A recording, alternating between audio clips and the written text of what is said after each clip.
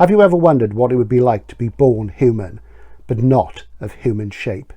To find out, you need to read James Blish's The Seedling Stars, the ultimate story of Pantropy.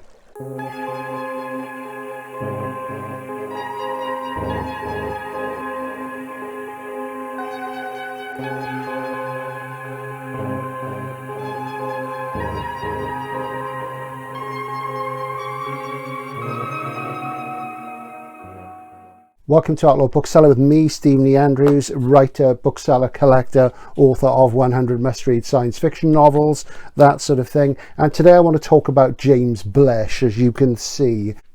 SF writer, academic, best known these days for his criticism and for the After Such Knowledge tetralogy, most famously A Case of Conscience. Now, of course, when you talk about James Blish, the thing that everybody talks about, and it's fair enough because it's a great book, it's an interesting book, is of course A Case of Conscience. This is my original Arrow copy, which I bought new way back in the early 80s, still very beautiful and pristine, and it's a book which lingers in your mind, and it does make you think. There's a Gollancz Masterwork edition, which has pretty much been in print for like 20 odd years. This book never goes out of print, unlike most of Blish's stuff, which has been long gone. And this thematic trilogy about religion, faith, God and the devil, is it SF? I personally think it's fantasy. I find him quite divisive. I think I've said I find him inconsistent. I am returning to his work after a long hiatus. But today I don't really want to talk about A Case of Conscience, nor do I want to talk about the Cities in Flight tetralogy, the Oki books. This is one of them, again in a gorgeous Arrow. And because, you know, they are the things which people always talk about. There is something which is equally interesting, and to my way of thinking, probably more interesting. But what I'm saying is, do read these. But once you seek them out, or even before, try and find this book, the neglected masterpiece, The Seedling Stars, the ultimate story of Pantropy, total genetic engineering. The 1950s equivalent of today's Children of Time by Adrian Tchaikovsky. And because it's earlier, because it's pioneering, there is an argument that it is better. Either way, you must read it.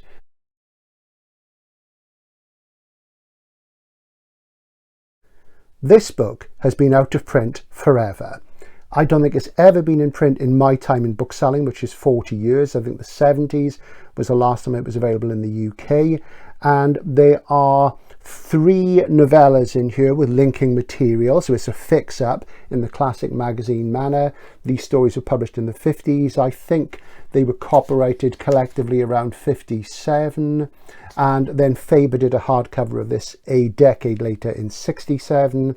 And this Arrow edition, which I admittedly bought second-hand a long time ago, let's see, dates back to 75, and Arrow first did it in 72. I think this was the last UK edition there was. And this Foss picture actually depicts a scene from the first novella. So what's so important about The Seedling Stars? Well, for this book, Blish invented the term Pantropy, and Pantropy is total genetic engineering. The idea that when man goes into space that he'll be able to remain unchanged, to spend a lot of time in space or to colonize other worlds, is looking increasingly unlikely the more we discover about alien worlds, exoplanets, what space is really like when you spend a long time there. Other authors have covered this, of course. One of my favourite Pantropy stories is I and Gomorrah by Samuel R. Delany, which I've mentioned many times, in which people working in orbit around Earth have to be altered, and it has a massive impact upon them, their sexuality, their lives and their destiny. And also more recently, a Pantropy book which I really dislike because it did virtually nothing with the concept, was Becky Chambers' book To Be Taught If Fortunate, which I loved the title of, I loved the cover of, I wanted to like it, sorry Becky, but it was just so light on ideas and too much on the touchy-feely stuff, which she seems to think passes as SF. And I know a lot of you like her, but we have to differ on this. In these linked stories, the first one set on Ganymede, the second one set on a planet where human beings are living in an arboreal, tree-dwelling state, and the third one, the famous surface tension, in which people are reduced to the size of tiny organisms in minute pools of water, really is stunning stuff. What's intellectually exciting about this book is the way that Blish envisions Pantropy, total genetic engineering, as being not something that makes minor changes, but that can and will make massive changes to the bodies of human beings as they colonize other planets. And the broader picture, the broader sort of story in this is about a seeding program where people are sent in 6 ships to different extrasolar planets, and they're not essentially Earth-like planets, they're close to Earth-like planets. Even before they're in vitro, they are interfered with, genetically engineered, so that their humanity remains, but their outward form is very, very different. The initial adapted men live on Ganymede, and they are a small number of outcasts. And back on Earth, a young man called Sweeney is adapted and is pantropically created and raised to be a 5th columnist in the Ganymede colony. He has a backstory which fits, his genetics fit, and he goes out there to these outcasts because the cops on Earth, and they're referred to as cops throughout this, want to bring the adapted men who've landed on Ganymede back to Earth.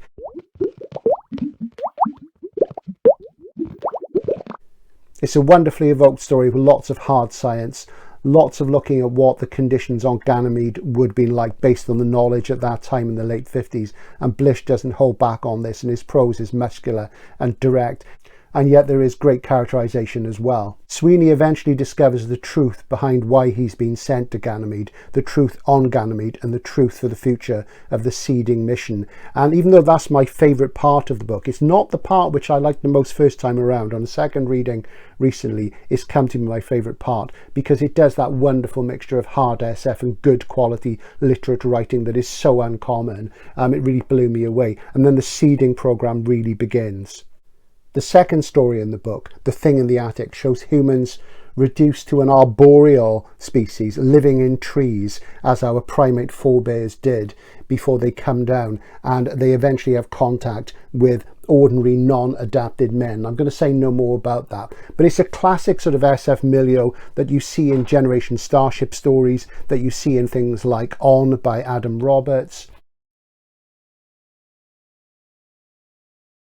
in numerous things like Dark Universe by Dan Galloy, where people are living in these unusual circumstances. You see it in Dark Eden by Chris Beckett. And they don't know what their past is, and that gradually becomes revealed through them. So this is a book with a number of conceptual breakthroughs, making it great pure SF.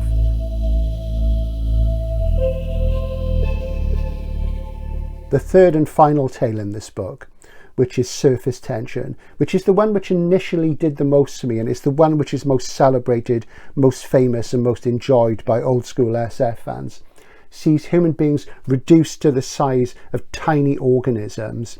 One of the spaceships crashes on this water-based world where there is one small continent that is triangular in shape, and there's no way the ship can get off the planet, and the half a dozen or more people on board are going to die. So they get to work on their pantropic technology, and they create a new generation of minuscule human beings who will live in the tiny ponds on this continent. The starship has crashed on a shelf of rock that sticks out of the ocean, and it's about 20 feet above sea level, so they're absolutely doomed. There's no way they can get out. But they seed the future. They create these tiny metallic plates on which they write the history of what's happened before, and they bequeath these to the survivors who never know these earthly parents.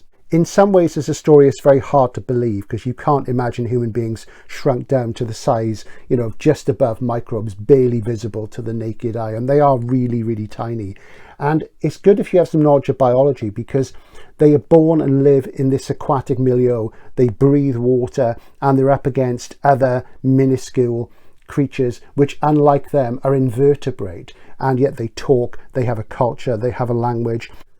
The planet on which they dwell is called Hydrot, obviously invoking Hydra, hydration, water, H2O.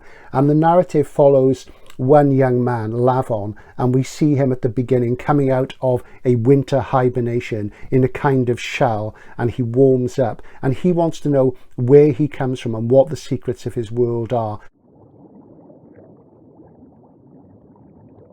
Eternally at war with other minuscule microscopic beings, Lavon is dissatisfied and he wants to find out how he came to be, how his world is the way it is. And one day he ascends to the surface and he notices a meniscus around a plant, the fact that the water curves upward against this plant. And that, to him, that surface of the water is the sky, and above that is space. And in the plates left behind, one of them is missing, another goes missing.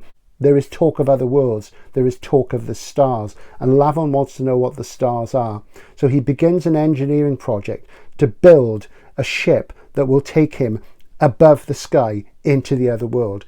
And this part of the narrative, which goes forward on that fantastic voyage, only occupies about the last 15 or 20 pages of this book, and there is a coda, but it's absolutely marvellous. And when you get a true sense of the scale involved, it's the opposite of the macro, it's the micro.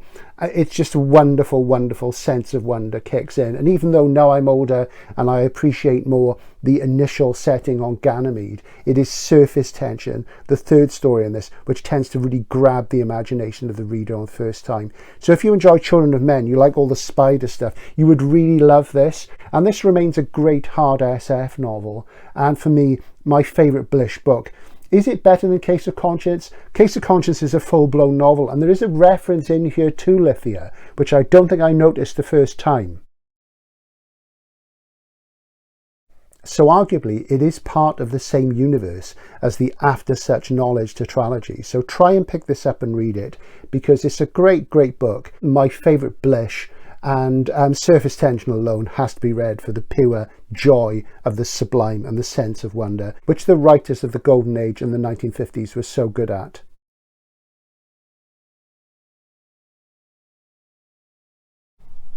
The most famous piece of writing about Blish and his oeuvre appeared in New Worlds in the late 60s, and it was by John Clute, and it was called Scolia, Seasoned with Crabs, Blish Is. Yes, at that point, Clute was very, very much in a full-on verbose mode and hadn't quite got to the mature kind of criticism that we know and love from him. But he certainly had some interesting and important things to say about Blish's inconsistency as a writer, how he wished the Seedling styles was longer and that more had been done with that idea. And if you want to read that piece, it's in quite a few New Worlds anthologies, notably this one, and it's a very prolix and difficult read, but it is interesting.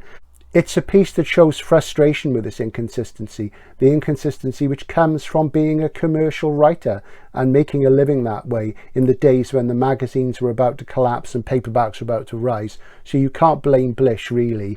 Clute's opinions did, however, colour my view of Blish as a writer, and I have found that he is fundamentally correct about the inconsistency of his work across the oeuvre. But hey, sue me, so many SF writers are like that, so many writers are like that, it's part of the game. I guess the response to Clute would be, get out of my sky and let me get on with things. And you know, you can decide for yourselves. I've got a lot of fondness for Clute and I come down on the New Wave side, and I think he made some good points. But I would say, if you haven't read Blish, if you haven't read Case of Conscience, I'm sure you probably have, then do seek out the Seedling Stars as your next read. Seek it out anyway, because it's a fantastic book and it is out there. It desperately needs reprinting. It needs a definitive edition because it has never really had a really nice edition apart from the Faber First, which is impossibly rare, of course. This is Outlaw Bookseller signing out for now. Hope you enjoyed that. Let me know what you think. Let me know about other books about Pantropy that you've discovered. There's plenty out there. Please like, subscribe, comment, all that stuff. You know the drill. And super thanks, tip me if you want. Bye for now.